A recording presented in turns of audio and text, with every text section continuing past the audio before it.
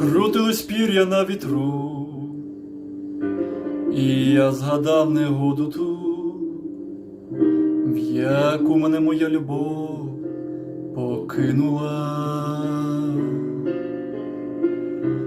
Виймали жала із грудей очата двох моїх дітей, і вся моя любов на них рікою хлинула.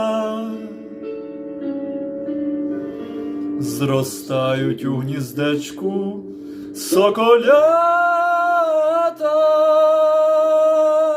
О, Боже, ти за все мене прости.